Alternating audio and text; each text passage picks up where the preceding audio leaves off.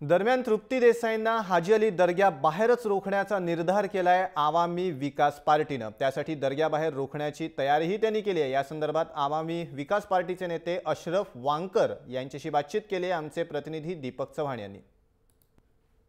28 तारखेला तृप्ती देसाई या मुंबईतील हाजी अली दर्ग्यामध्ये प्रवेश करणार आहेत आणि त्या पद्धतीने त्यांनी इशारा सुद्धा दिलेला आहे आणि त्यांचा हा प्रवेश उधळून लावण्याचा इशारा आवामी पार्टीचे नेते अशरफ वांकर आणि त्यांच्या सर्व पदाधिकाऱ्यांनी दिलेला आहे।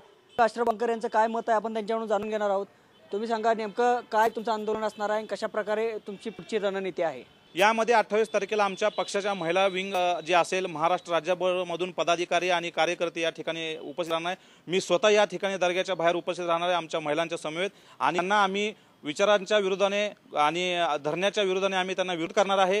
जर का तशी गरज पडली तर आम्ही पोलिसांनाही कळवलेलं आहे की यांना कुठल्या प्रकारचं अजून या बाबतची न्यायालयामध्ये याचिका दाखल आहे। न्यायालयाचा कुठलाही निकाल या संदर्भामध्ये आलेला नाही। याच्या पूर्वी आम्ही त्यांना विनंती केली की अशा प्रकारचं आंदोलन करू नका, न्यायालयाचा निर्णय होऊ दे, पण त्यांनी हे ऐकलेलं नाही। तर आम्ही जसं उत्तर त्यांना करू आणि आम्ही 100% रोखणार, म्हणजे रोखणार। कुठल्याही परिस्थितीत त्यांना आम्ही दर्ग्यात पाऊल ठेवू देणार नाही। यांना कुठल्या तरी राजकीय पक्षाने सुपारी दिली आहे, या पक्षाचं जे काही सुपारी देण्याचं काम आहे याच्या मागे कुणाचं षडयंत्र आहे, याच्या मागे कुणाचा वरद असतं हे जनतेसमोर येणं अतिशय गरजेचं आहे।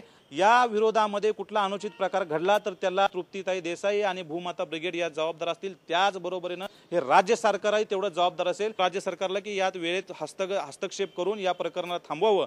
धार्मिक माथी भडकून भेद निर्माण करून कुठलाही अनुचित प्रकार घडू नये, आम्ही या मताशी आहोत। कॅमेरामॅन दीपक चव्हाण, जय महाराष्ट्र, सांगली।